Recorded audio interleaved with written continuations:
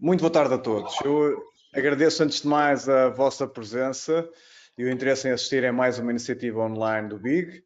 O meu nome é Pedro Coutinho e juntamente com o meu colega Francisco Catalão, ambos em representação da equipa do Private Wealth Management do BIG, vamos moderar esta iniciativa.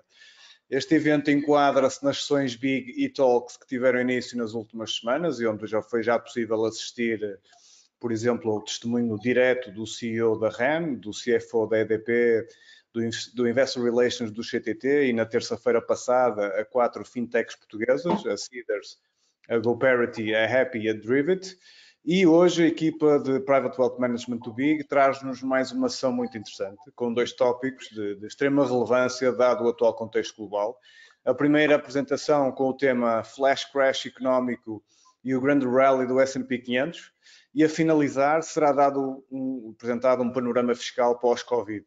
Portanto, numa abordagem detalhada aos temas mais impactantes para as nossas vidas no imediato. Portanto, o BIG, naturalmente, tem procurado investir nestes conteúdos e preocupa-se em disponibilizar aos seus clientes e investidores, em geral, acesso à informação atual e relevante sobre empresas, setores ou temas que impactem o nosso dia-a-dia e a nossa tomada de decisões e, por isso, é um privilégio termos a oportunidade de ouvir hoje os nossos dois convidados e especialistas que o Francisco Catalão apresentará já de seguida.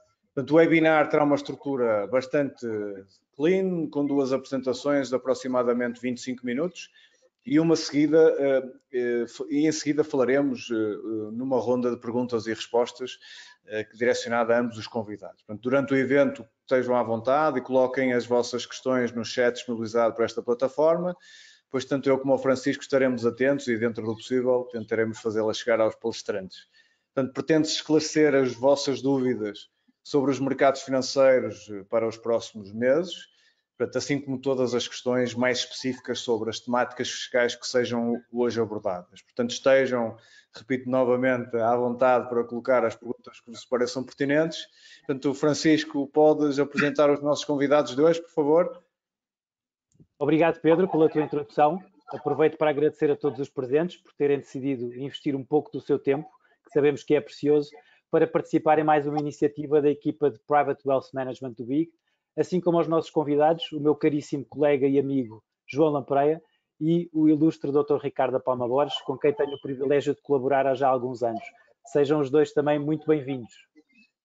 Sem mais demoras, apresento o primeiro convidado, João Lampreia, que acumula quase 20 anos de experiência no setor bancário. Iniciou a sua atividade num banco de investimento internacional, no qual desempenhou funções na área de estruturação de produtos, tendo mais tarde ingressado no BIG, onde assumiu responsabilidades várias de funções de análise financeira e tendo sido responsável da equipa de research do banco durante mais de 10 anos. Atualmente, como Chief Investment Strategist, desempenha funções de aconselhamento nas diferentes áreas de mercados de capitais e assegura a ponte entre a visão macro e de mercados do banco e as diferentes equipas de banca privada e institucional. É uma presença regular em diferentes órgãos de comunicação social, mantendo-se como o principal conferencista do BIG dos últimos anos. Hoje, traz-nos então a apresentação com o tema Flash Crash Económico e o rally do S&P 500. João, tenho sempre um gosto enorme em ouvir as tuas apresentações, falas sempre com muita paixão. Aqui para a comunidade de investidores aqui presente, peço que tragas então os teus insights, a tua perspectiva e aproveito para te agradecer a tua presença e desejar-te a melhor das sortes para o teu trabalho. Obrigado. Obrigado, Francisco, pela apresentação. Pedro, também. Uma boa tarde também ao Dr. Ricardo Palma Borges e a todos os nossos ouvintes. Portanto, basicamente, eu trago-vos aqui uma análise sobre um bocadinho esta corrida que nós tivemos desde os mínimos de março. Intitulei esta análise como o Flash Crash Económico e o grande rally do S&P 500 e o que é que nós podemos ver daqui para a frente. Quais é que são as nossas visões e perspectivas naquilo que muitos já qualificam como este sendo que o S&P subiu mais de 44% dos mínimos, o rally mais detestável da história dos mercados financeiros de sempre, tendo em conta esta desconexão evidente entre a realidade social, económica, laboral e, obviamente, pandémica e, de facto, uma divergência absoluta entre Wall Street e Main Street. E, portanto, vou centrar em 4 pontos-chave aquilo que eu considero ser onde é que o mercado acionista norte-americano pode evoluir. E eu vou focar muito no mercado acionista norte-americano porque é obviamente um mercado de capitais de referência e, portanto, vai tudo muito seguir aquela que for a tendência do S&P 500 e, portanto, não há na história registros de divergência. Portanto, vou focar-me essencialmente nesta questão macro e nos Estados Unidos. O tema principal, numa primeira fase, vou olhar aqui para Covid e macroeconomia, portanto, eu diria vou gastar entre 5 a 10 minutos nestes dois temas e a segunda fase da minha apresentação vou colocar mais foco na questão de mercados financeiros, lições e perspectivas que nós achamos que estão mais seculares e, obviamente, aqui o mais interessante para os investidores é como é que podem tirar proveito daquelas que são as oportunidades dentro das perspectivas que nós vamos enunciar. E depois uma sinopse que é um sum-up de tudo o que nós abordamos. Sem mais demoras, e porque o Covid é um tema que nós, infelizmente, já sabemos bem esta situação nos últimos 3, 4 meses, e, portanto, todos os dias fomos bombardeados, e não é o meu critério de especialização, não sou economista e não vou perder muito tempo. Apenas só para destacar que, obviamente, estamos a atingir uma fase pandémica em que, obviamente, o número de casos tem sido máximo, sobre máximo, portanto, temos mais de 200 mil casos diários, mas, felizmente, a letalidade tem vindo a reduzir-se. E, portanto, há um descontrole da pandemia em alguns pontos do globo, como nós sabemos, Estados Unidos, Brasil, etc. Mas o que é que o número de fatalidades tem vindo a baixar e a pressão hospitalar tem vindo a reduzir. E isso é uma situação gira. Por exemplo, estes gráficos são gráficos de print screen de há duas semanas e meia atrás, e reparem como é uma evolução galopante nos Estados Unidos, porque isto ia buscar muito como é que foi feita a supressão do surto nos Estados Unidos e na Europa.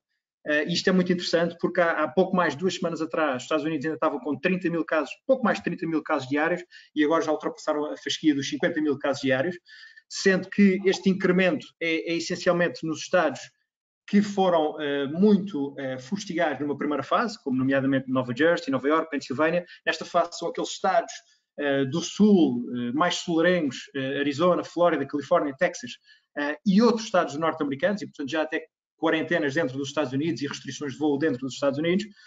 Muito interessante o gráfico da esquerda, porque lida com duas realidades totalmente diferentes. E nós, na Europa, somos, aliás, o caso, do ponto de vista de novos casos de infecção diária ajustado a 100 mil habitantes. Como sabem, nós somos o segundo pior caso da Europa, apenas, ultrapassa a Suécia, por razões óbvias que não desconfinou. Mas repare, esta curva é muito interessante, porque a supressão do surto na Europa, e pensemos em Itália, Espanha, na Alemanha e até outros países do leste, foi muito bem sucedida, porque dos picos médios de novos casos de infecção, estas economias desconfinaram quando o número de casos diários estava à volta de entre 10% a 20% dos máximos da fase mais aguda do surto.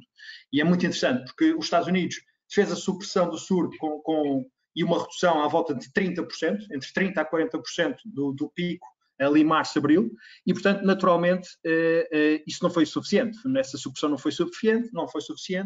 A pressão para reabrir a economia acabou por ser um género de fazer ricochete, um efeito ricochete, e fez um backfire. Portugal, por exemplo, tentou reabrir também com alguma pressão económica e olhando para os parceiros do leste, porque nós de alguma forma descolámos de Espanha e de Itália, porque felizmente não vimos a tragédia acontecer em Lisboa, como aconteceu em Madrid ou no norte de Itália, e desconfinámos eventualmente cedo mais, porque o nosso número de casos, nós desconfinámos à volta dos 200 e poucos casos diários, quando nós estávamos numa fase de pico entre os 600 e os 700, e portanto nós, para termos desconfinado com supressão, como outros países na Europa fizeram, nós teríamos que ter um número de casos diários abaixo dos 100 casos diários, abaixo dos 100. E portanto nós ficámos de alguma forma entre o que os Estados Unidos fez e entre o que outros países da Europa fizeram. E portanto agora estamos a pagar um pouco essa fatura e, como é óbvio, estamos com 400 casos diários, que é basicamente a média de casos diários na Alemanha, Itália e Espanha, que são países entre 5 a 8 vezes a nossa população. Fizemos exatamente o mesmo erro que os Estados Unidos, mas de uma escala diferente, e depois, obviamente, temos dificuldades que são evidentes. Agora, isso não interessa para o mercado, o que interessa de facto é nos Estados Unidos da América o que é que pode acontecer com esta propagação da pandemia e a nosso ver, uma segunda vaga é possível, mas não é o nosso cenário central. E, sobretudo, há coisas boas neste aspecto, porque as pessoas, felizmente, a taxa de letalidade está a baixar e o número de hospitalizados tem diminuído brutalmente face ao número de casos ativos, porque neste momento a pandemia nos Estados Unidos vai com 3 milhões de pessoas, mas mais de 1,5 milhão já estão recuperados e, portanto, os hospitalizados, face aos casos ativos totais, estão a mínimos históricos. Isto é o lado bom que é vendido por Trump, mas na realidade tem uma ponta de verdade. E, portanto, o mercado já não quer saber um bocadinho do descontrole da pandemia, a não ser que esta taxa de letalidade ou de hospitalização a nível global nos Estados Unidos pique de forma muito significativa. O que nos parece é que um lockdown muito agressivo, por exemplo, e nós também somos efeito disso, porque nós também restringimos mais a nossa circulação, acabou por ser, enfim, não estamos obviamente num lockdown. A probabilidade de um lockdown, como vimos março e abril, é bastante baixa. E temos também as questões de vacinas, que estão obviamente em testes, vacinas e antivíricos. Há já uma até que já foi aprovada na China para fins limitados e até a nível militar, e temos uma melhor hipótese que é da Universidade de Oxford e da AstraZeneca até ao final deste ano e início do próximo. E, portanto, ela irá, penso eu, que ela irá eventualmente aparecer no próximo ano, eventualmente no primeiro semestre, e, portanto, se nós tivermos mais notícias negativas ao longo nos próximos meses, haverá, digamos, um offset dessas situações negativas, porque provavelmente assistiremos a mais estímulos, ou seja, notícias piores poderão equivaler a notícias melhores, porque podem ser estímulos redobrados, nomeadamente nos Estados Unidos, e vamos ver isto agora nesta fase de 5 minutos de macroeconomia. O FMI reviu em baixo o crescimento global para a volta de 5% do PIB a nível mundial. Curiosamente, a zona euro vai cair mais do que os Estados Unidos este ano, à volta de 10 pontos percentuais, até os Estados Unidos 8%. E as economias avançadas vão cair, enfim, vão registrar uma recuperação muito mais lenta do que as economias emergentes, seja na América Latina como na Ásia, mas sobretudo na Ásia. E, portanto, no próximo ano as economias avançadas deverão crescer metade do que caíram este ano. Uma realidade totalmente diferente do que o observado nas economias emergentes, mas, apesar de tudo, apesar da situação pandémica estar mais descontrolada nos Estados Unidos, apesar de tudo, as projeções macroeconómicas apontam aqui para algumas expectativas mais favoráveis ou perspectivas mais favoráveis para a economia americana. E nós vemos isto nos últimos indicadores. Vimos o PMI a cair brutalmente nos últimos meses e a recuperar de forma muito significativa, quase em V, mas estes PMIs são de alguma forma enganadores porque são PMIs relativamente ao mês anterior, portanto não são anualizados, digamos assim. Quando temos PMIs que caem, de compósitos que caem à volta até aos 30 pontos de leitura, nós, para atingirmos uma recuperação em V para valores níveis pré-Covid, teríamos de ter PMIs sucessivos acima da casa dos 60 pontos. E, portanto, não é isso que estamos a ver. Estes sinais apontam para uma recuperação, enfim, para que o ponto mais baixo já foi ultrapassado, mas que a recuperação em V ainda vai demorar. E se olharmos para o PIB da economia americana, no primeiro trimestre caiu à volta de 5%, na Europa caiu à volta de 4%.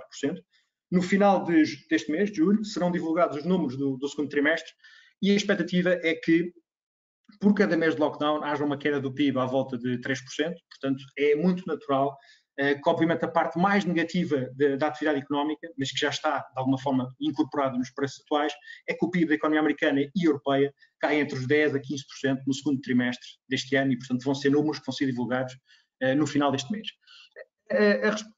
Temos uma crise sem precedentes, tivemos estímulos fiscais também sem precedentes. Nos Estados Unidos esses estímulos são mais fortes. Estamos a falar de quase 3 trilhões de valores fiscais que o governo americano já lançou para auxiliar a economia. Pensemos no programa o plano de investimento europeu que vai agora ser aprovado no Parlamento Europeu e que os valores são à volta de 1,3 trilhões, portanto 10% do PIB. É verdade que em cima destes 1,3 trilhões, que obviamente se forem aprovados, e vão ser aprovados com certeza, porque obviamente já tem o suporte do eixo franco-alemão, que é absolutamente essencial, como vemos aqui nas fotografias, Merkel e Macron, e obviamente as senhoras Ursula von der Leyen e Lagarde, que foram absolutamente decisivas, mas o que é certo é que este pacote de 1,3 trilhões vai ser apenas lançado no próximo ano. Obviamente, em cima disto, temos já respostas fiscais via créditos e garantias, sobretudo créditos e garantias que muitos países europeus fizeram de certa forma ad hoc, mas que representam, grosso modo, entre 10% a 15% do PIB.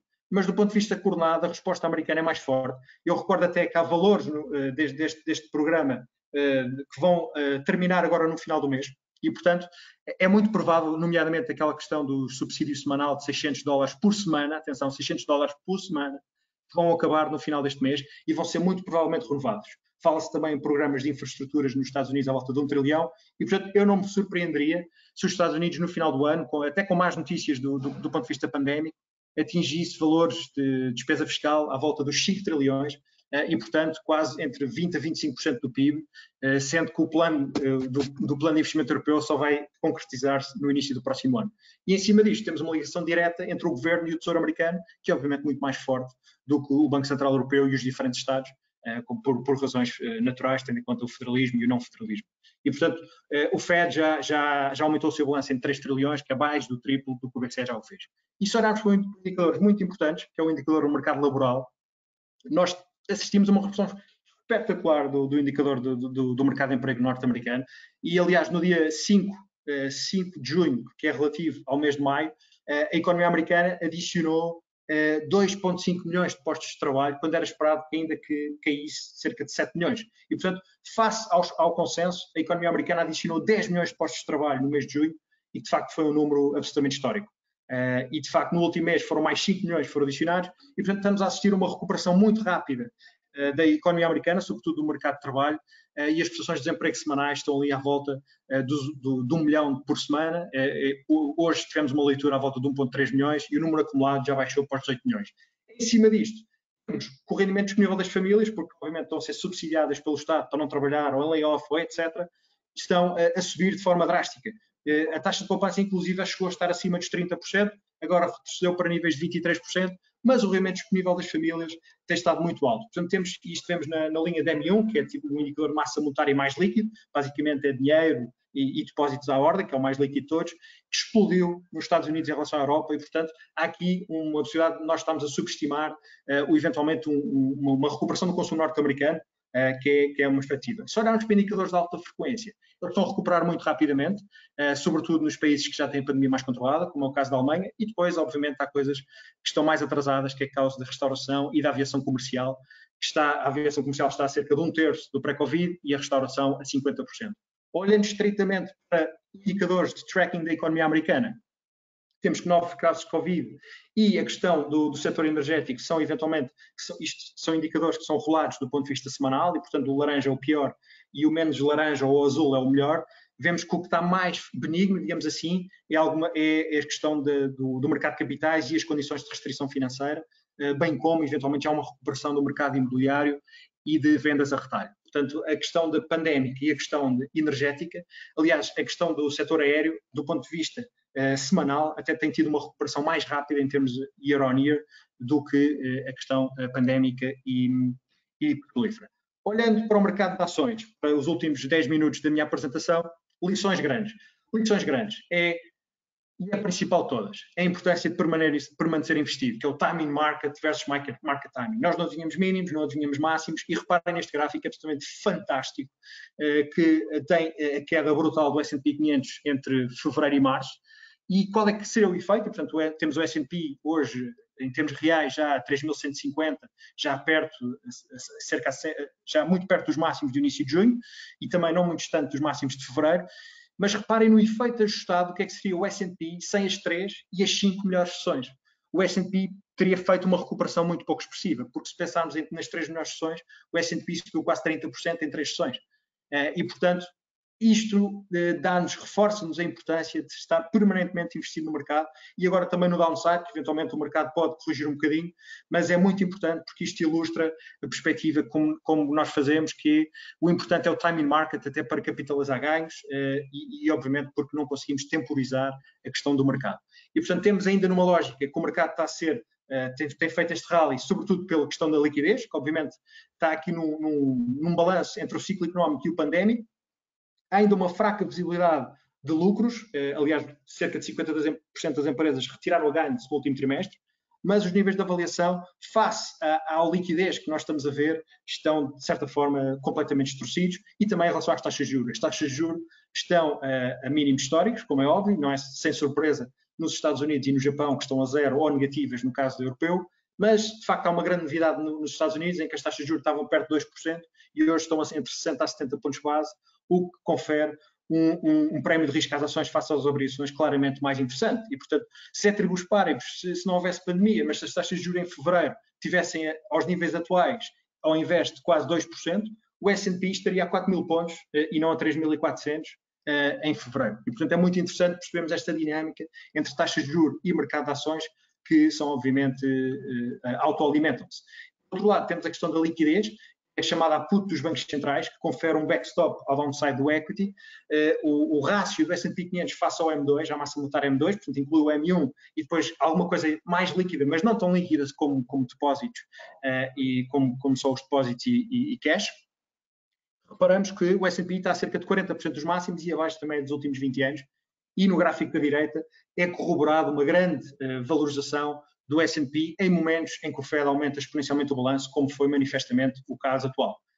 Obviamente estes gráficos são também muito importantes que ditam a prevalência do investimento em US face a outras geografias. Nos últimos 10 anos, a economia americana, dentro das economias desenvolvidas, foi a única que, de facto, em termos reais, cresceu em relação ao Japão e em relação à Europa. E se estivermos investidos nos Estados Unidos nos últimos 10 anos, face ao investimento do MSCI World, no MSCI World não ganhámos nada nos últimos 10 anos e nos Estados Unidos fizemos mais de 250% de retorno de capital. E, portanto, é claro que quem quer ter exposição a ações tem que ter exposição a ações norte-americanas, independentemente do price point e de avaliações do índice americano. Levanta-se aqui uma questão, que é o setor tecnológico. Obviamente, há aqui um feedback loop entre os Estados Unidos e o setor tecnológico, porque, obviamente, é onde está, nos Estados Unidos, o setor de ponta, onde isto é mais evidente, e o setor tecnológico está aqui com níveis de preço, níveis de dispersão de preços já próximos da bolha.com, de 2000, e reparem, e de facto estes 6 nomes, que são a FANG mais a Microsoft, representam já muito destes índices, representam quase 50% do Nasdaq, mais de 20% do S&P, e portanto, por onde vão estes 6 títulos, vai, de certa forma, grande parte destes 2 índices norte-americanos, e levanta a questão se estamos a assistir a uma bolha tecnológica ou, em alternativa, um boom tecnológico. E, de facto, se em termos de price point, a comparação é bastante perigosa em relação aos máximos da bolha.com, da bolha de 2000, se olhamos para os fundamentais e percebemos que o múltiplo de preço, o PER do Nasdaq, digamos assim, em relação ao S&P, que é à volta de 32, 33 vezes os lucros, está com um prémio de 30% face ao S&P, que, enfim, não é muito significativo se nós considerarmos, está dentro da média dos últimos 15 anos, e se considerarmos que o PER do Nasdaq, em 2004 estava nos 40, 45 vezes os lucros, e em 2000, quando foi o boom, chegou aos 300 vezes os lucros. E olhamos para estas 6 empresas e temos um PI ajustado nos 60 vezes. E, portanto, tem-se assistido a uma expansão do múltiplo, em alguns casos mais significativa, como é o caso da Netflix e da Amazon, que no início do rally estavam com PERs entre 90 a 100 na Amazon e 60 a 70 no caso da Netflix, mas, de facto, estamos aqui a ver mais uma lógica de um boom tecnológico e não de uma bolha, que pode eventualmente surgir, mas ainda não surgiu. E olhamos para o weighted, se pensarmos que no Nasdaq todas estas empresas contariam o mesmo, o Nasdaq estaria 11% year-to-date e não os 22% year-to-date. Posto isto, onde é que nós podemos estar a ver perspectivas e oportunidades? Obviamente, do ponto de vista de múltiplos de preço, as avaliações começam a ficar mais desafiantes porque tivemos um rally monumental, tivemos o segundo maior rally da história dos mercados de capitais. O múltiplo de preço caiu brutalmente para 14 vezes os lucros, mas já subiu para 22. E reparem que 14 vezes os lucros, como veem neste gráfico, está muito em linha com aquilo que foi o mínimo das crises passadas. Há ainda uma fraca visibilidade dos resultados das empresas norte-americanas, mas é esperado que o EPS no segundo trimestre, vamos entrar numa nova earnings season, caia a quase 20%, e os earnings nas empresas norte-americanas ao longo de 2020, no ano como um todo, do S&P, poderão cair também valores entre os 15 e os 20, próximo disso. Começa a haver mais visibilidade, mas reparem nestes gráficos, que é bastante interessante. Esta é a performance trimestral do S&P 500 face ao trimestre seguinte. E eu referi no início que o segundo trimestre de 2020 foi o segundo, ficou quase execo com o segundo melhor trimestre de sempre da história do S&P, ou em particular desde a Segunda Guerra Mundial, que foi o quarto trimestre de 98, com o S&P subir mais de 20%. Portanto, como vem o gráfico a laranja, o último, segundo trimestre de 20, compara muito, de forma quase igual ao último trimestre de 98. E reparem, estes são os últimos 8 trimestres em que o S&P subiu mais nos últimos 50 anos, e o que é que sucedeu no trimestre imediatamente seguinte? É que tivemos sempre um S&P a subir entre 5% a 15%. A média foi até nos 9%. E, portanto, se a história for digna para comparação, podemos ter o S&P ainda ter algum fulgor no terceiro trimestre, e olhemos para os mínimos que foram observados nas crises de 87, 2004 e 2009, e esta recuperação dos mínimos que foram fixadas em 23 de março está a seguir um padrão muito parecido com aquilo que foi a grande crise financeira de 2008-2009. Portanto, continuamos a ver esse padrão e, de facto, ainda tem aqui algum espaço para continuar. Este retorno da divergência entre os setores é muito, muito expressivo, portanto, energia, financeiro, num lado a ser bastante mais penalizado, e industriais também, com healthcare, IT, tecnologia outperformarem em termos globais e nos Estados Unidos de forma muito massiva. Se nós virmos o S&P excluindo estes FANG e a Microsoft, o S&P hoje estaria nos 2.800 e não nos 3.150 pontos, por exemplo. E há um consenso estrategista que é muito divergente entre o mínimo e o máximo, que está ali entre os 2.600 e os 3.400. Há também um posicionamento amplamente bearish dos investidores institucionais. Por exemplo, isto é um survey do Citigroup que 30% defende que é muito provável, que aliás 70% defende que o mais provável é termos uma correção de 20% do S&P e não um rally subsequente de mais 20%. E, portanto, neste contexto de dispersão de avaliações e de performance, onde é que nós também vemos valor? Vemos valor naquilo que é também a divergência entre o value e o growth, que é um tema complexo, porque o value são temas como setor financeiro, setores cíclicos, como industriais, automóveis, apanham muito destas empresas. É um drag permanente nos últimos 10 anos, não que estejam a desvalorizar, mas estão a subir bastante menos do que, obviamente, o growth. Mas, do ponto de vista de posicionamento e do ponto de vista de avaliação, nós estamos a assistir já a níveis de dispersão extrema, tanto a nível de prémios, de preço, como a nível de prémios, a nível de múltiplos fundamentais, como o PI, como o price to book. E vemos a mesma lógica a nível das small caps face às large caps. Temos as small caps face ao Russell, face ao S&P, com 15% de desconto e mais de 50% face ao Nasdaq, e em termos de múltiplos de preço também muito atrativos em relação às métricas fundamentais, PER e price to book.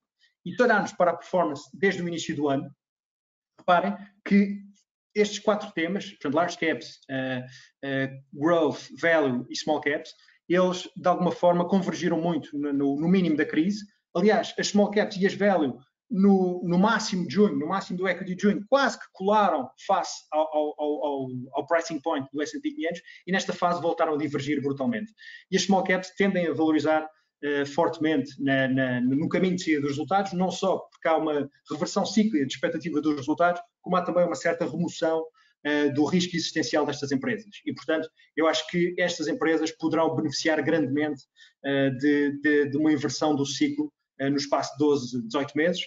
E, portanto, estas são as expectativas de resultados que nós temos para estas empresas. E se observarmos de forma atenta para estes indicadores, reparem, do máximo ao mínimo, se segregarmos o ano em 4 momentos distintos, do máximo ao mínimo, o S&P caiu cerca de 34%, que foi um valor muito parecido com o Eurostoxx 600 e o índice agregado dos emergentes, e o Nasdaq caiu um bocadinho menos de 30%. Depois tivemos uma nova caminhada do mínimo ao máximo, de 23 de março a 8 de junho, em que o S&P sobe praticamente o mesmo em relação ao Nasdaq, e a Europa e os emergentes ficam para trás. E aquele mês que precedeu o máximo de 8 de junho, portanto, entre 8 de maio a 8 de junho, reparem que 8 de junho não é por acaso, 8 de junho foi o dia imediatamente seguinte àquele número extraordinário dos payrolls, que foram criados 2,5 milhões de postos de trabalho, quando era esperado uma destruição de 7,5 milhões de postos de trabalho. Nesse momento, o S&P sobe mais que o Nasdaq, a Europa e os emergentes sobem mais que o Nasdaq, e agora nesta fase, com a evolução da pandemia um bocadinho mais descontrolada, o setor tecnológico volta a liderar um bocadinho. Mas este tema ainda é mais interessante, para acabar, este tema ainda é mais interessante quando olhamos para estes temas de investimento, ou seja, se olharmos para as small caps, no período entre 8 de maio e 8 de junho, as small caps subiram 15% contra 7% do Nasdaq, o value subiu 13% contra 7% do growth, e portanto estas subidas destes temas de investimento estão muito relacionadas com um trade de recuperação e desconfinamento, que eu acho que é, going forward, quando nós tivermos uma recuperação cíclica, será novamente o que irá acontecer com small caps, e sobretudo small caps, mas também value. E, portanto, numa sinopse da minha apresentação, porque o tempo já lá vai, deste flash crash económico e do grande rally do S&P 500, eu diria, dentro do Covid-19, highlights, esta evolução descontrolada da pandemia em alguns países não retira a confiança face à menor taxa de letalidade e ao espaço de resposta hospitalar, e o risco de uma segunda vaga não é negligenciável, mas achamos que um lockdown total é pouco provável.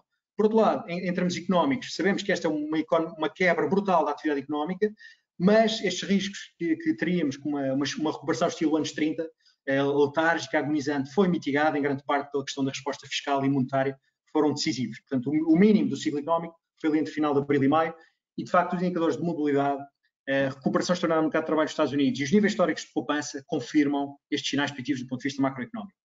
Do ponto de vista de lições e seculares, é perceber que este burst and boom do S&P 500 dá-nos conta através da supremacia óbvia do conceito timing market versus market timing. Isso funciona on the way up e também on the way down. Portanto, timing market versus market timing.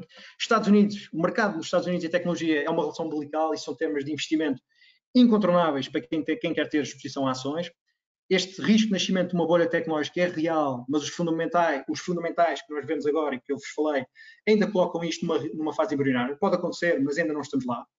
Porque esta liquidez dos bancos centrais, que é uma put, é a put dos bancos centrais, se o mercado cai muito, os investidores sabem que os bancos centrais estão lá, e há até um consenso que é bearish do investimento, e portanto isto limita bastante o drawdown potencial.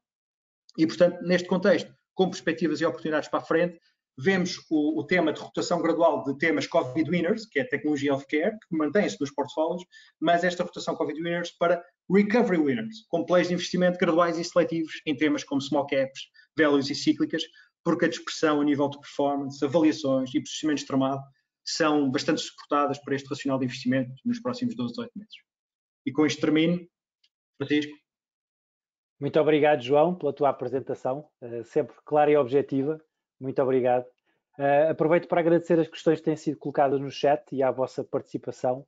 Respeitando o alinhamento, iremos colocá-las no final da sessão, no tradicional espaço de Q&A, para respeitar assim o tempo previsto. Desta forma, passo assim a apresentar o nosso segundo convidado, com o muito aguardado panorama fiscal pós-Covid, o Dr. Ricardo da Palma Borges, advogado especialista em Direito Fiscal. A sua longa e rica carreira na consultoria fiscal começou em 95, na Arthur Andersen, seguindo-se depois uma experiência na Ernst & Young, tendo sido ainda adjunto do Secretário de Estado dos Assuntos Fiscais entre 2001 e 2002. Em 94, que é também do Centro Universitário em Disciplinas de Economia e Direito Fiscal, ao nível da licenciatura e pós-graduação. Em 2008, à solicitação do Secretário de Estado dos Assuntos Fiscais, elaborou um regime fiscal do residente não habitual, que, como sabemos, tem sido muito relevante na atração de investidores internacionais ao nosso país. Atualmente, é sócio administrador da Sociedade de Advogados Ricardo da Palma Borges Associados, árbitro em questões fiscais no Centro de Arbitragem Administrativa e docente de Direito Fiscal Internacional no mestrado de Direito Fiscal da Universidade Católica Portuguesa. Dr. Ricardo da Palma Borges, passo-lhe então a palavra para a sua apresentação, agradecendo mais uma vez a amabilidade em ter aceitado este nosso convite para participar nesta sessão. Muito obrigado. Eu é que agradeço. Boa tarde a todos. Agradeço também ao Pedro Coutinho, ao João Lompreia, por estarem aqui a partilhar comigo esta sessão. Ora bem, eu irei falar sobre um outlook fiscal no pós-Covid-19, mas, enfim, a fiscalidade é um universo vasto e, embora já haja muitas alterações fiscais que estão em perspectiva no Orçamento Suplementar para 2020, eu vou-me centrar apenas naquelas que são relativas ao Private Wealth Management. Portanto, no fundo, alinhando, digamos, este tema fiscal também com a apresentação do João. E, quanto a essas, não há novidades, ou seja, não há nenhuma alteração que impacte a gestão financeira, a gestão de ativos ao nível das pessoas singulares. E, bem, se o objeto do e-talk fosse este, estava arrumado. Mas gostaria também de deixar, digamos, aqui algumas linhas de caminhos ou cenários possíveis que, eventualmente, o governo português poderá percorrer.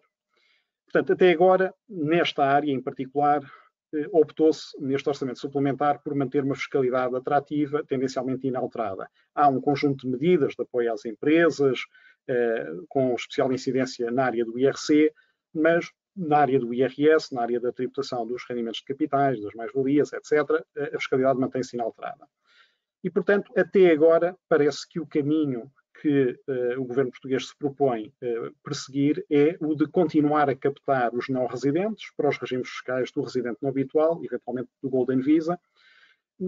Tem-se visto que com o Brexit há um incremento da procura por britânicos da jurisdição Portugal, também noutras jurisdições, nomeadamente Hong Kong, devido à nova lei de segurança, há algum êxodo em perspectiva e também, apesar de Portugal, enfim, estar aqui num ponto intermédio no combate à pandemia, há jurisdições que estão claramente pior e mesmo aquelas que estão numa perspectiva similar à nossa, continuam a não ter, enfim, se calhar os atrativos do sol, do clima, enfim, da gastronomia, etc. E o que eu tenho assistido na minha prática profissional é que há famílias inteiras que aproveitam agora a abertura do espaço aéreo para se mudar para Portugal, para se instalar em Portugal. Portanto, este será um caminho possível, mas, enfim, é de recear que o crescimento do déficit, o crescimento da dívida, possa levar a que venham a ser adotadas no futuro algumas medidas que já foram anunciadas no passado, ou que já estão em perspectiva desde o passado, ou que venham a ser introduzidas outras novas. Eu iria, digamos, comentar brevemente essas medidas. Há uma medida que já está mais ou menos pré-anunciada, que é o IRS englobado sobre as rendas. Portanto, as rendas hoje são tributadas a uma taxa especial de 28%. O Governo tinha indicado que poderiam passar a ser englobadas e tributadas a taxas progressivas potencialmente mais altas. Uma medida que não foi ainda discutida, mas que poderá estar em perspectiva, é a reintrodução da sobretaxa extraordinária. Nós já tivemos a sobretaxa que era suposto ser extraordinária, prolongou-se durante muitos anos. É algo que já está testado e, portanto, na medida em que está testado, o Governo sabe qual é o seu potencial de arrecadação. Portanto, é uma medida relativamente segura, está testada no passado, consegue-se perceber a receita que gera. É possível, eventualmente, que venhamos a ter também subidas de taxas de IRS sobre os rendimentos das categorias E, de capitais e F, perdiais e mais-valias. Portanto, mesmo que as rendas não venham a ser englobadas no IRS, é possível que esta taxa especial, que hoje é de 28%, venha a subir. Portanto, é também algo que apresenta algum grau de segurança para um governo. Portanto, os governos sabem, se calhar, quanto é que vale um ponto no IRS sobre isto. Portanto, é algo que é relativamente fácil de calcular. Portanto, eu se tivesse que apostar e se tivesse que dizer para onde é que vai, para onde é que vão eventualmente o combate ao déficit e à dívida no futuro, diria eventualmente na área da tributação do património, diria que ela se situaria, digamos, no IRS e, portanto, nestes segmentos. Acho pouco provável que venha a haver um imposto sucessório. Isto já esteve previsto na última legislatura no programa eleitoral do Partido Socialista. Depois o Partido Socialista abandonou esta ideia, provavelmente chegou à conclusão que num mundo globalizado o potencial de arrecadação deste imposto é relativamente reduzido. Se nós introduzíssemos um imposto sucessório, por exemplo, aos residentes não habituais, isto mataria uma parte deste segmento. Portanto, é pouco provável que venha a ser reintroduzido o imposto sucessório. De qualquer das maneiras, a arquitetura existe, não é? Portanto, ou seja, o imposto de selo, hoje em dia, incide sobre as transmissões gratuitas, existem as comunicações às finanças, existem as relações de bens por óbito das pessoas. Portanto, a arquitetura, de alguma maneira, está montada. Não seria muito difícil, apesar de tudo, introduzir, digamos, uma tributação efetiva nos casos que hoje estão isentos, como, digamos, entre pais e filhos ou entre cônjuges. A introdução do imposto sobre o património, leia-se um imposto sobre o património mobiliário, parece bastante irrealista. O potencial de arrecadação, os estudos que foram feitos no passado indicam que o potencial de arrecadação em Portugal seria relativamente reduzido. Tinha que se criar um novo imposto, digamos, uma nova divisão do fisco para gerir este imposto. Portanto, não é muito crível que isto venha a acontecer.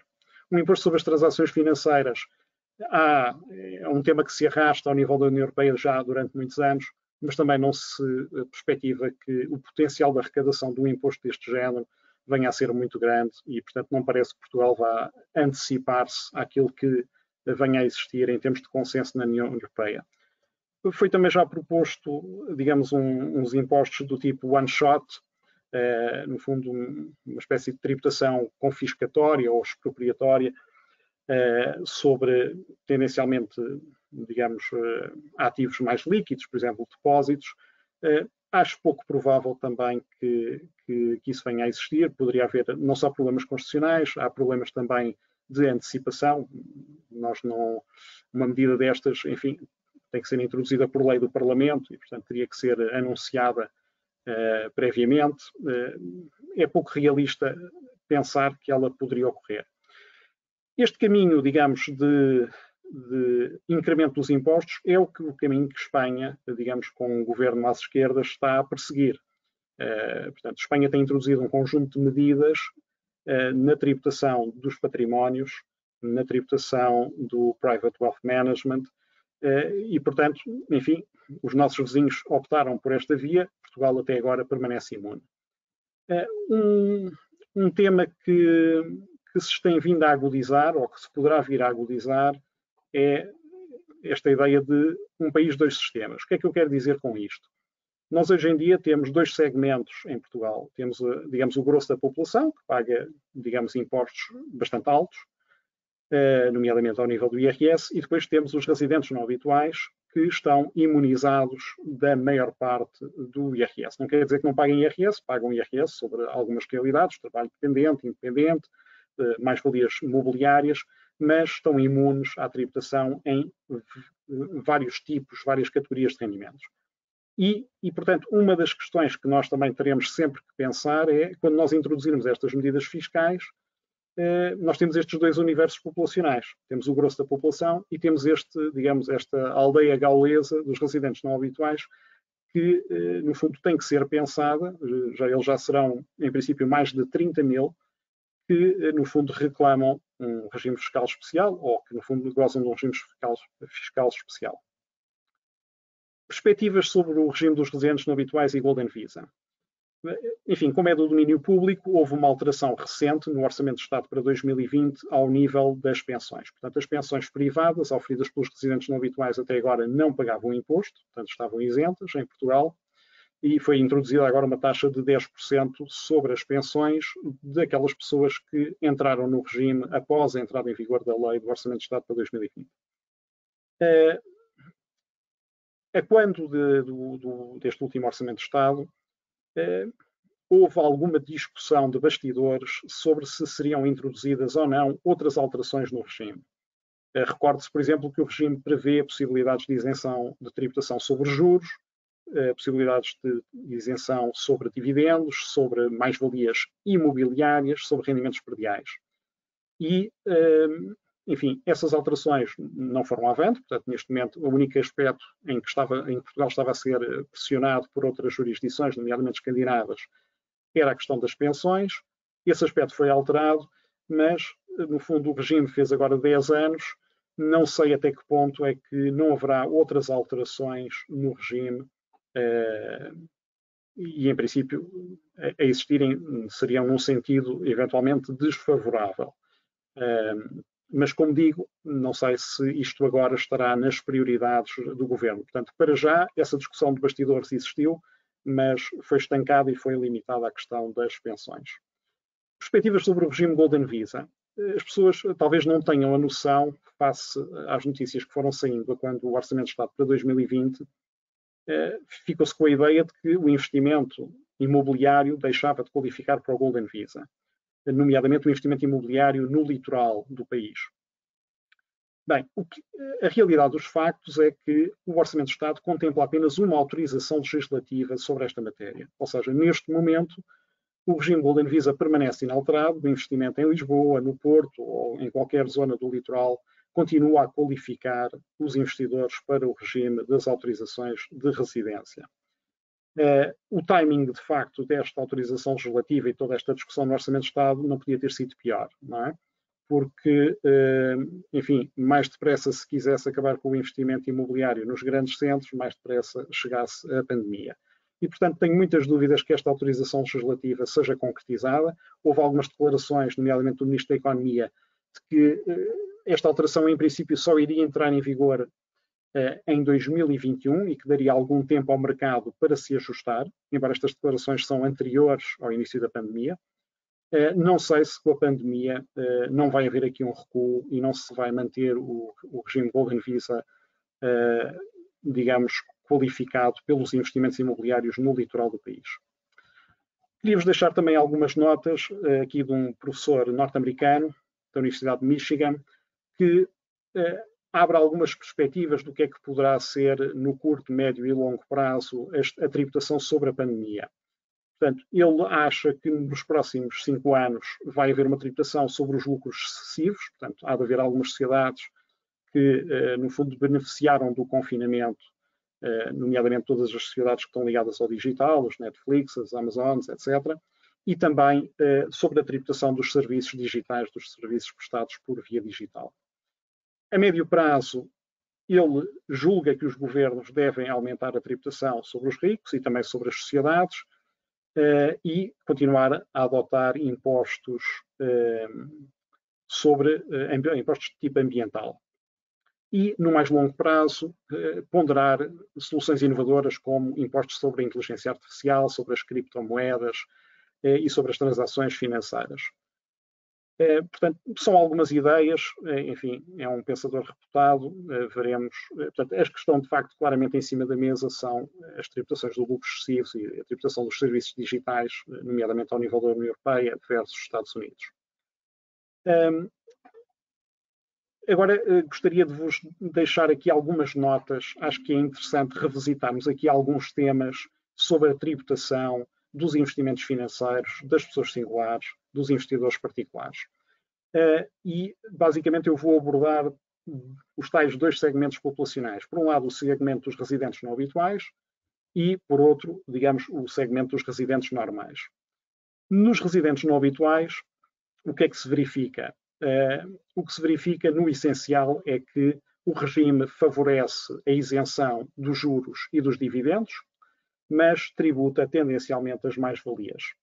E tributa também outros tipos de rendimentos de derivados, warrants, determinado tipo de certificados.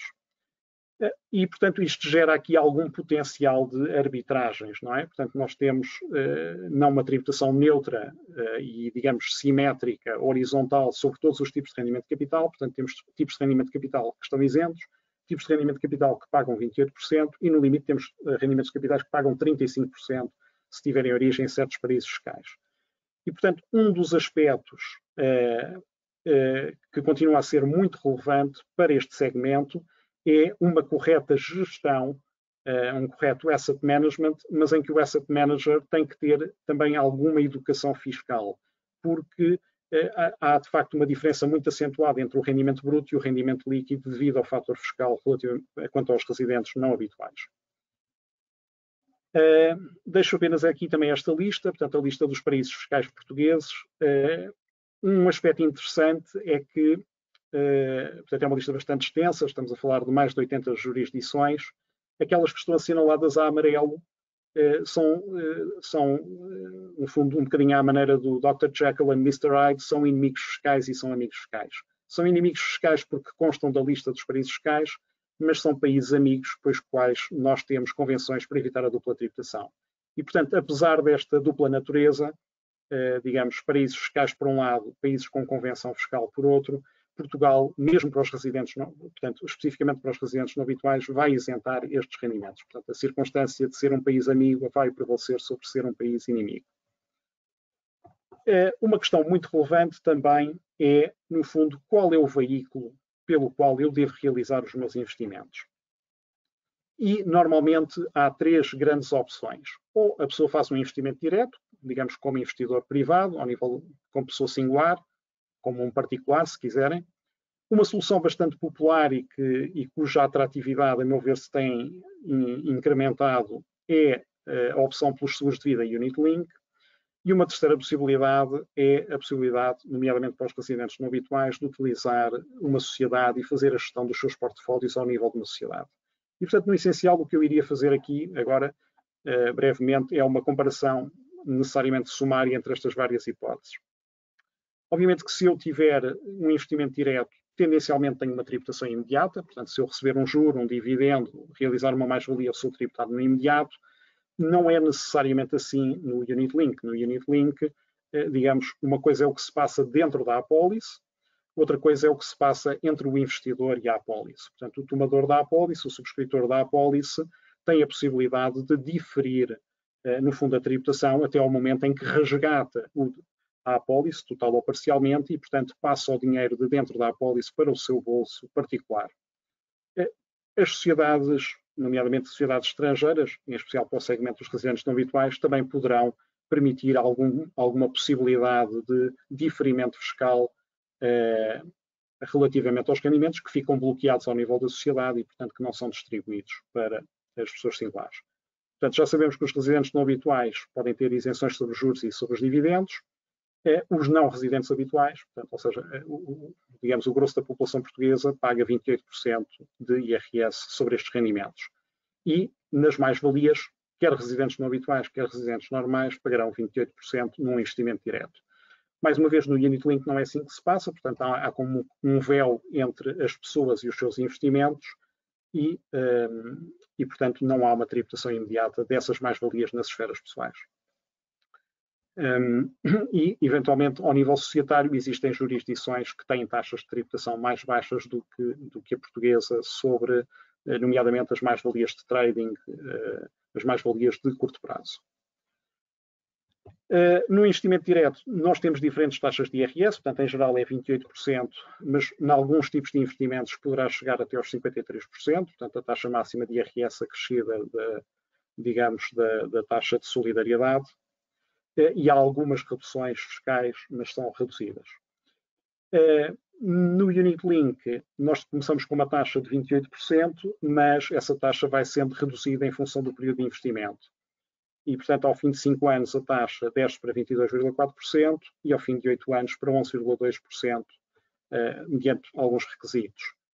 A questão é que a forma como o Unit Link calcula o rendimento no resgate é uma forma muito favorável. Portanto, no fundo, esta tributação de 28%, ou de 22,4% ou de 11,2% não incide sobre a totalidade do resgate, incide apenas sobre a porção do resgate que é considerada rendimento, sendo que há uma parte que é considerada reembolso de capital.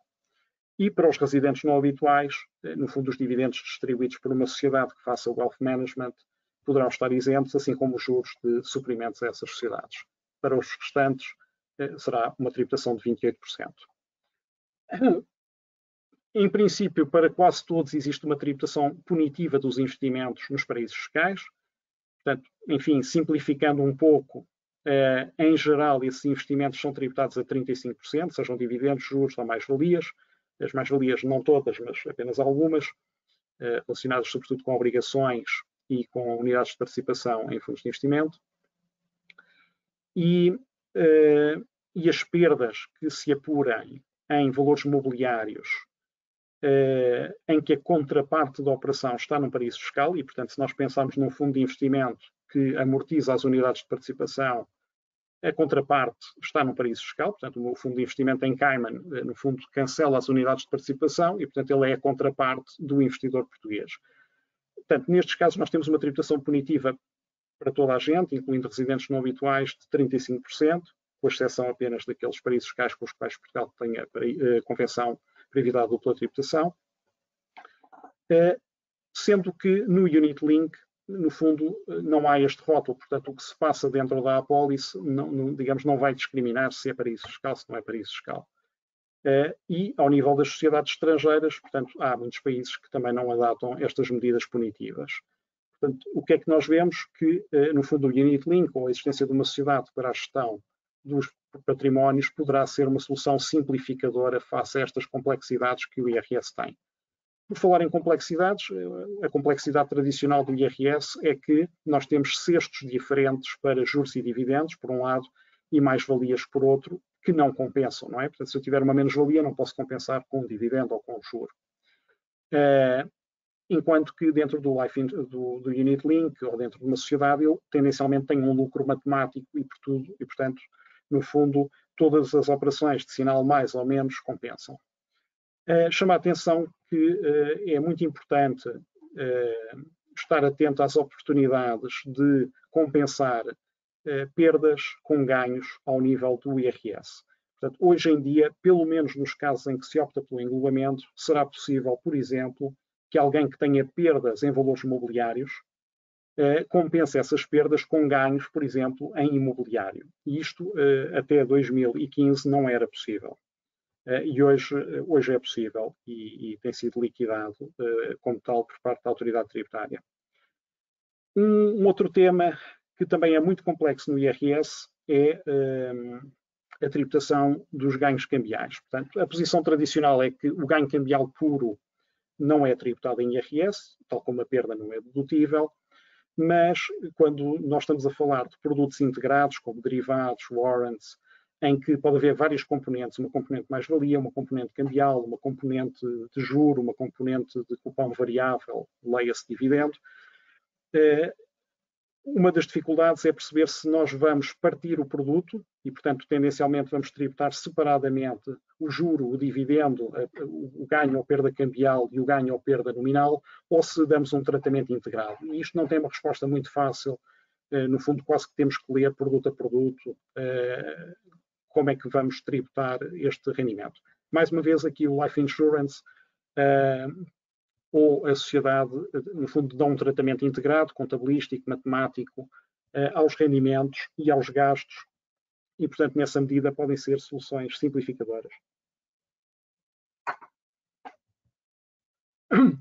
Obviamente que se nós temos um investimento direto, podemos gerir o nosso próprio investimento, mas no Unit Link, pelo menos em Portugal, a legislação permite-o também. Nas sociedades pode haver, de facto, mais limitações que têm que ver com riscos regulatórios, riscos fiscais, de pôr, digamos, o acionista a gerir o seu próprio investimento. O investimento direto tem custos de cumprimento bastante elevados.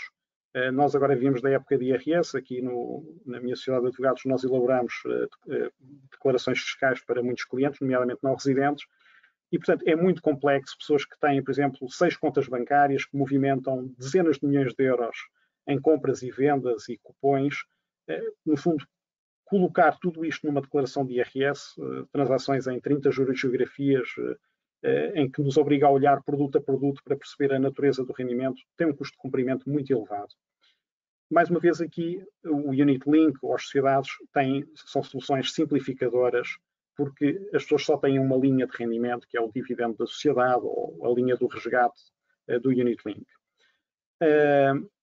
Um tema importante é o tema da privacidade. Eu hoje, se tenho um investimento direto, enfim, os terceiros não sabem que eu tenho esse investimento, obviamente as autoridades públicas sabem que tenho investimentos. No Unit Link também não há. O Unit Link funciona um pouco como uma espécie de um testamento, portanto os testamentos são privados. Mas nas sociedades hoje temos o registro central do beneficiário efetivo e, portanto, os beneficiários efetivos das sociedades são conhecidos. E isto é um tema que preocupa muitas pessoas, porque há pessoas que, naturalmente, especialmente os nossos amigos brasileiros que vêm de jurisdições, alguns deles que sofreram assaltos gravíssimos, raptos, tentativas de resgate, etc.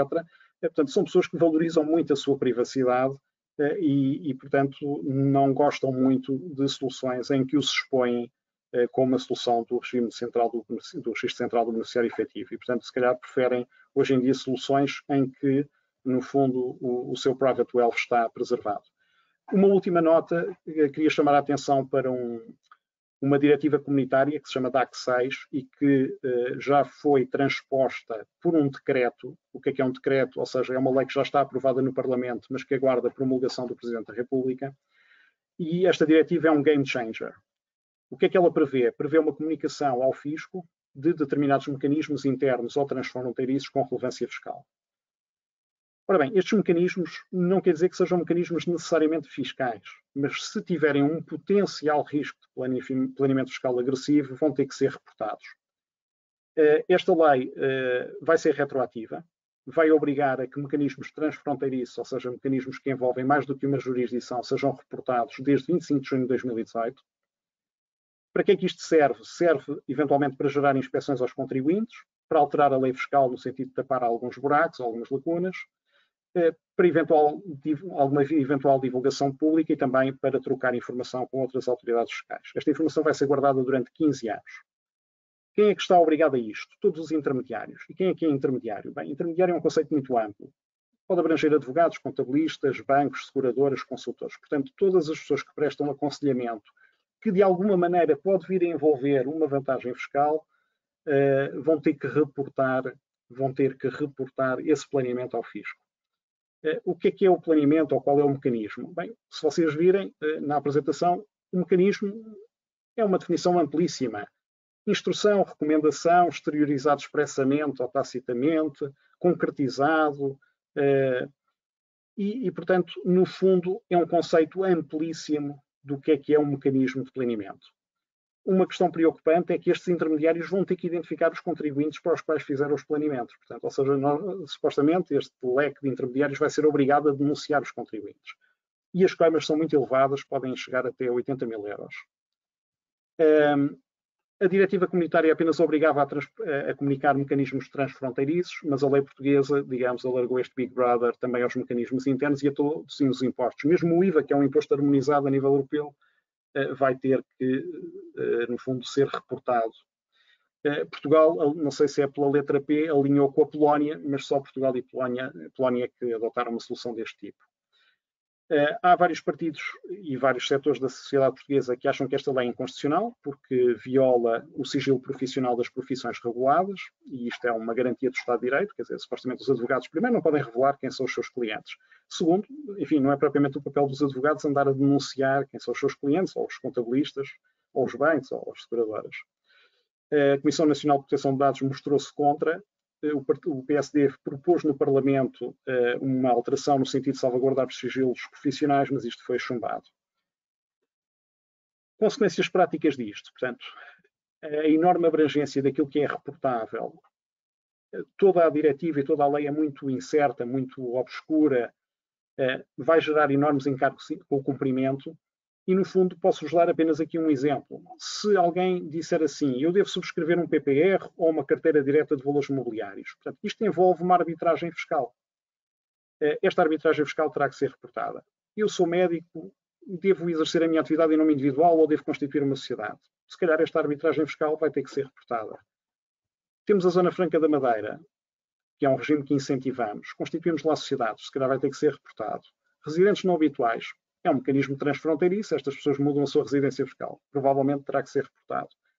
Todo o investimento estrangeiro, e obviamente o investimento no imobiliário tem uma componente fiscal muito relevante, porque o imobiliário atrai muitos impostos, eventualmente terá que ser reportado. Ora bem, há países que já vão à nossa frente, Portugal atrasou-se na transposição da diretiva, Reino Unido, Holanda, França, Luxemburgo já clarificaram que em casos como este, portanto, em que a lei incentiva a subscrição de PPRs, incentiva a constituição de sociedades na Zona Franca da Madeira, incentiva o estabelecimento de uma residência fiscal num determinado país, isto não deveria, digamos, cair no âmbito do reporte. Em Portugal, o PSD fez uma proposta no Parlamento neste sentido, no sentido de excluir estas situações, mas foi chumbada. Qual é que será a solução? Bem, enfim, à boa maneira portuguesa, admito que venha a existir doutrina administrativa e instruções sobre a aplicação prática desta lei, sobre a plataforma informática, sobre os impressos, etc., e que de alguma maneira aproveite a experiência dos outros países e que, portanto, por via administrativa se venha a clarificar um pouco esta situação.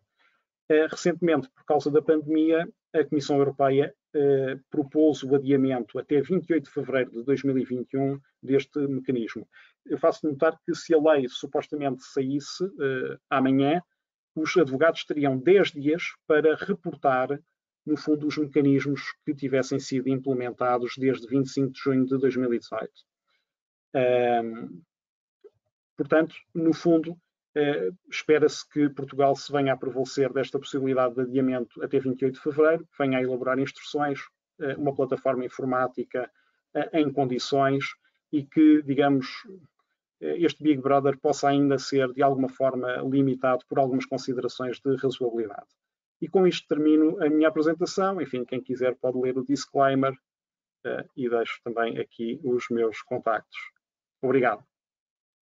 Muito obrigado, foi de facto bastante interessante e, quer dizer, ao abrigo da diretiva da DAC6, provavelmente até as pessoas que estão a assistir a este webinar depois têm que reportar que está a fazer algum tipo de planeamento ou explicação fiscal, não é? Eu aproveitando já então esta última apresentação do Dr. Ricardo Palma Borges e falou-nos da estruturação de patrimónios financeiros via sociedades no exterior, etc. Portanto, isto quer dizer, nós temos vindo a assistir que ao longo dos tempos este caminho tem vindo a ficar cada vez mais espinhoso, não é? Portanto, eu creio que isto, quer dizer, pelo menos que acaba de espelhar aqui na diretiva da DAC6, esta tendência continua a afunilar. Quer desenvolver um pouco mais sobre as dificuldades desta opção? Sim, portanto, no fundo, como viram, eu apresentei 3 hipóteses. Portanto, o investimento direto, o investimento via unit link e o investimento via sociedades. O investimento via sociedades está, digamos, sob fogo. Portanto, obviamente que uma coisa seria uma sociedade com bastante substância, que tivesse uma equipa de wealth managers na jurisdição em causa, etc. Quando quando hoje em dia, no fundo, eu tenho que analisar se recomendo ou não a constituição de uma sociedade no estrangeiro para o wealth management, há cerca de 7 itens que eu tenho que ver. O primeiro é se ela qualifica para os tratados fiscais, ou seja, se no fundo essa sociedade se consegue estabelecer noutro país de maneira a prevalecer-se das convenções fiscais que estão celebradas com Portugal. E, portanto, isso implica, no fundo, muitas vezes algum grau de substância nessas jurisdições, de maneira a que esses países emitam certificados de residência fiscal a favor das sociedades. Outra questão é a questão da direção efetiva. Portanto, estas sociedades, cada vez mais há o escrutínio de onde é que estas sociedades são efetivamente dirigidas. Elas são efetivamente dirigidas no Luxemburgo ou em Malta, ou são dirigidas efetivamente a partir de Portugal. É porque se forem efetivamente dirigidas a partir de Portugal, as vantagens fiscais caem todas. Bem, um terceiro risco é o risco do estabelecimento estável. Descodificando o que é isto? Vamos imaginar que o acionista constitui uma sociedade em Malta, tudo muito bem, mas no fundo quem é que faz o investimento? Vamos imaginar que é o acionista aqui sentado em Lisboa, no seu quarto, com um terminal Bloomberg. Bem, obviamente que há coisas que se passam em Malta, não é? Ou no Luxemburgo, mas em última análise há uma função ou uma atividade relevante que está a ser conduzida a partir de Portugal, a partir do tal terminal Bloomberg no quarto do investidor aqui em Lisboa. E pelo menos um dos segmentos de rendimento dessa sociedade, ou uma fatia dos rendimentos dessa sociedade, poderia ser alocada ou afeta, digamos, essa função conduzida em Portugal e tributada cá. Depois, há um conjunto de regras contra sociedades controladas a partir de Portugal e que se situam no estrangeiro e que oferem rendimentos passivos ou que têm pouca substância. E, portanto, em determinadas circunstâncias, os rendimentos dessas sociedades, mesmo que não sejam distribuídos sob a forma de dividendos, podem ter que ser englobados e dados à tributação em Portugal. Mais 3 desenvolvimentos. A OCDE implementou uma convenção multilateral que tem uma cláusula segundo a qual, se o principal objetivo do estabelecimento, por exemplo, de uma sociedade no estrangeiro, for um objetivo fiscal, esse objetivo pode levar à desconsideração da estrutura. Portanto, isto é uma convenção multilateral que está para vigorar em mais de 100 países. Temos também a cláusula geral anti-abuso, que foi recentemente revista devido a uma diretiva comunitária. E, por último, temos agora esta questão da DAC 6. Portanto, no fundo, quando agora um investidor se, digamos, nos abordar no sentido de ver devo ou não constituir uma sociedade para gerir, digamos, os meus ativos financeiros no estrangeiro, enfim, temos aqui uma panóplia de temas que têm que ser tidos em consideração. Muito bem. Muito obrigado, Dr. Palma Borges. João, se calhar dirijo-te agora aqui uma questão. Reparei na tua apresentação sobre aqui as perspectivas do SIP que não referiste às eleições. Há aqui mais do que uma questão que refere às eleições nos Estados Unidos em novembro. Que impacto é que achas que pode ter no mercado? E, parafraseando aqui um dos nossos participantes no painel, o Trump vive uma opção com o S&P 500 e o mercado gosta disso. Se Trump perder, poderá o mercado sofrer algum tipo de choque de downside? João, o que é que... Excelente pergunta. Sim, de facto, não tive tempo. O que nós estamos a ver agora é nas polls, nas sondagens, que valem o que valem. Em 2016 tivemos essa eleição. As sondagens estão francamente mais a favor de Biden, em termos gerais, com uma vantagem à volta de 10 pontos percentuais, quase. Eu diria que há uma franja, sabemos que aquilo funciona como um modo de colégio eleitoral e, portanto, há estados que serão determinantes. Na realidade, há alguns estados que foram bastante afetados pela pandemia e em que a taxa de desemprego explodiu. Estamos a pensar na Pensilvânia, alguns estados industriais. E que, de facto, a taxa de aprovação de Trump, nesses estados que são críticos e que são swing states, Trump caiu bastante. Aí. Portanto, há aqui uma correlação direta entre o nível de atividade económica e a preferência eleitoral do eleitorado. E eu diria que nesta fase, mesmo ajustando à realidade do colégio eleitoral, as probabilidades não estão a favor de Trump, até por questões lógicas. Mas é o que tu disse, o S&P está, de facto, bastante acima dos níveis a que ele foi eleito.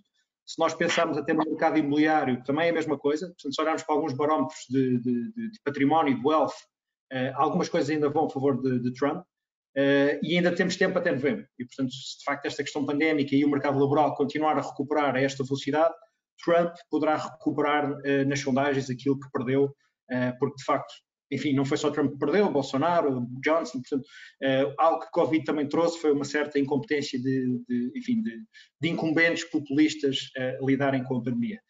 Eu diria que Trump, de facto, num curto prazo, seria eventualmente o candidato preferido, como tu disseste, do S&P 500, e, portanto, poderia haver short-term alguma reação negativa se Biden vier a vencer as eleições norte-americanas, mas a médio e longo prazo as implicações de saída da Casa Branca de Trump são altamente positivas para os Estados Unidos. Portanto, não convém esquecer que os Estados Unidos aguenta 4 anos de Trump, não sabemos se os Estados Unidos aguentam 8 anos de Trump no sentido de desglobalização, de demissão americana das esferas supranacionais, e, portanto, os Estados Unidos, nesse contexto, têm muito a perder. E, com isso, têm o mundo inteiro e a própria criação de riqueza a nível global. E, portanto, hoje é claro que a China prefere que Trump ganhe as eleições em novembro do que propriamente Biden. E, portanto, eu diria que se talvez short term pudesse haver um choque negativo, com um drawdown relativamente limitado se Biden vencer as eleições, eu acho que médio e longo prazo seria positivo para o mercado de capitais, até porque, e o Dr. Palma Borges referiu muito isso, do que é que está a ser questionado a nível fiscal no médio e longo prazo, e muitas dessas são medidas que Biden já lançou, como com a história dos impostos sobre as empresas, etc., e são pacificamente aceitos. Dentro dos mais ricos e das empresas, essa subida de impostos que Biden já se propôs é estruturalmente aceito dentro da sociedade americana, que está a viver, enfim, um nível de polarização máximo, que Trump até, de certa forma, tenta acentuar, porque ele é um presidente de reality show e o reality show acaba por, estas polarizações acabam por beneficiar. Mas eu diria que a longo prazo, eu diria que uma eventual saída de Trump seria até benéfico para os Estados Unidos e seria naturalmente muitíssimo melhor para o mundo como um todo. Muito obrigado. Eu perguntava, João, que já estás a responder à pergunta do Francisco, também colocava uma. Portanto, nos últimos dias o mercado de ações chinês tem registrado aqui uma performance absolutamente incrível, não é? O CSI 300 e o Shanghai Composite já subiram mais de 15% em menos de 2 semanas. Isto tudo também suportado por anúncios de estímulos e incentivos que a imprensa do país tem dado importância, forçado o vigor do mercado de ações. Até que ponto é que achas que corremos o risco de estar a formar uma bolha especulativa e uma reedição de um boom and bust das ações chinesas como no verão de 2015? Achas que temos aqui um novo verão quente asiático, na China? Eu acho que isso pode perfeitamente acontecer. Aliás, na minha apresentação eu granulei o desempenho de vários índices setoriais ao longo destes últimos 4 meses. E se nós olharmos no último mês, portanto tivemos o ponto máximo do S&P no dia 8 de junho, e que depois o mercado tem lateralizado muito. Portanto, o mercado tem lateralizado muito, e estou a falar do mercado norte-americano. E há, de facto, no setor tecnológico um breakout que está muito relacionado com a China. O CSI 300, que é o índice chinês que está mais exposto a tecnologia de informação, etc., foi aquele que galopou mais nas últimas 10 sessões, praticamente a subir 20%, e está a níveis de overbought já bastante altos. Estamos a falar de RSIs acima dos 85 vezes, entre os 85 e os 90, que são níveis perigosos, sugerindo potenciais de inversão. O Nasdaq está com o pricing que está e está com o RSI pouco acima de 65, portanto não é comparável. Olhamos para o múltiplo de preço do Nasdaq e, por exemplo, para o CSI, e vemos que de facto há aqui um prémio das ações chinesas que não é negligenciável. Estamos a falar de prémio múltiplos de preço entre os 50 e 55 vezes os lucros. Enfim, começa a ser, eu acho que estamos no caminho, estamos na trajetória visível do que foi uma bolha no mercado chinês em 2015, mas há também lições aprendidas do governo chinês nessa altura, em que não quer, enfim, o que se ganha depois quando a bolha implode, enfim, ou o que se perde quando a bolha implode não é recolhido no curto prazo, com os ganhos de curto prazo, e portanto eu acho que poderemos assistir nas próximas semanas a alguma prudência por parte do governo central chinês, mas acho que há de facto esse risco. O nível de alavancagem, apesar de tudo, ainda está a 20% ou 30% do que se verificou em 2015, e convém não esquecer que o panorama chinês em 2015 e em 2020 é totalmente diferente. E, portanto, isto confere algum suporte para a supremacia do mercado de capitais chineses, para a China, do ponto de vista geopolítico como um todo. Mas eu acho que nós estamos a ver algum risco, corremos esse risco de ver esse padrão repetido em 2015, mas acho que a China terá mais mecanismos de defesa nesta fase para lidar com isso e, portanto, não ter um bust tão significativo e tão violento como tivemos em 2015, mas acho que literalmente, provavelmente nas próximas semanas, esse é o grande risco de mercado. Obrigado. Muito obrigado, João. estamos quase a chegar ao fim da sessão, mas queria dirigir ainda aqui uma questão ao Dr. Palma Borges. Focou aqui a questão dos seguros de vida Unit Linked e traga aqui uma preocupação aqui do painel. Será que estes irão resistir a mudanças fiscais adversas e constituir uma solução duradoura de planeamento patrimonial e sucessório? Dr. Palma Borges, quero aprofundar um bocadinho esse tema, esse receio. Sim. Enfim, eu não tenho uma bola de cristal, mas o que é que eu diria? Bem, diria várias coisas. A primeira questão é, olhando para o passado, a tributação do seguro de vida tem-se mantido estável. Enquanto que as sociedades estão sob permanente ataque, cada vez há mais deveres regulatórios de compliance, beneficiário efetivo, etc., a tributação do seguro, se calhar, é a mesma há mais de 10 anos. Certamente há mais de 10 anos. Segundo, digamos, não há propriamente, se calhar Malta faz o lobby por Malta, Luxemburgo faz o lobby por Luxemburgo, a Irlanda faz o lobby pela Irlanda, mas as seguradoras fazem o lobby do seguro. E, enfim, pensando também de um ponto de vista aqui da análise económica de direito e de public choice, a circunstância de haver, digamos, um setor segurador europeu que tenta tratar esta questão de uma forma mais ou menos harmonizada, digamos, em patamares europeus, regulando-a por diretivas comunitárias, torna um pouco mais difícil a introdução de soluções nacionais sobre o tema. Obviamente que o tema fiscal é sempre um tema nacional, portanto, os Estados continuam a ser soberanos na forma como tributam os rendimentos. O problema é que uma sociedade é tendencialmente uma sociedade, o Unit Link pode ser muitas coisas, não é? O Unit Link pode ser uma forma de um investidor gerir os seus ativos, mas também, por vezes, é uma forma de, no fundo, proteger menores, é uma forma de beneficiar, digamos, legatários que, eventualmente, não seriam seus herdeiros diretos, etc. Portanto, há muitas realidades, o Unit Link é uma coisa muito plástica, portanto, há muitas realidades quando alguém estabelece uma apólice de seguro, em função dos beneficiários, em função de se o beneficiário aceita, se não aceita, etc. Quer dizer, há uma multiplicidade de situações e nem sempre o tomador é o beneficiário do rendimento. Portanto, é muito mais difícil criar uma tributação integrada para o Unit Link. Obviamente que há países que, digamos, já desconsideram o rendimento do Unit Link, portanto, não aceitam este véu que existe entre o investidor e os seus investimentos. Portugal também tem baixas taxas de poupança e, portanto, a minha convicção é que, enfim, entre as sociedades e o Unit Link, o que se vê claramente é uma tendência no sentido do Unit Link. Pode haver determinados aspectos que venham a ser alterados. Por exemplo, a lei portuguesa, ao contrário da lei espanhola, permite o self-management, permite ao tomador do seguro gerir, por meio de uma procuração, os investimentos que estão dentro da apólice. Aquilo que parece ser essencial na lei portuguesa é, mas o investidor não pode tirar aquele dinheiro para o seu bolso particular, não é? Portanto, isso é o crucial. Aquele dinheiro está lá, não está no bolso, ele não o pode consumir, não o pode gastar. Mas, por exemplo, em Espanha não é possível ao tomador gerir os seus próprios investimentos.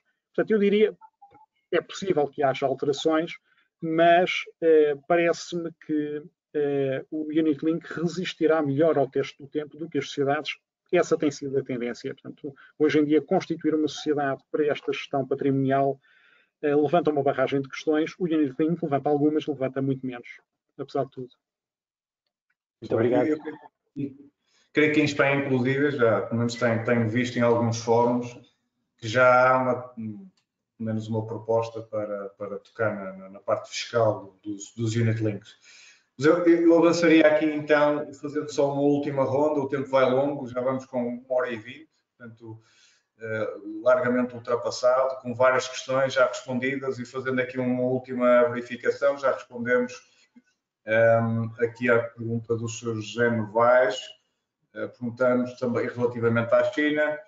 Temos também aqui uma pergunta que foi feita por Samuel Figueiredo, também respondida. O Lampreia já fez questão de responder à questão dos investimentos com potencial nesta fase pandémica. Talvez para fechar uma última que não é um bocadinho genérica, mas se o Dr. Palma Borges quiser quiser então responder.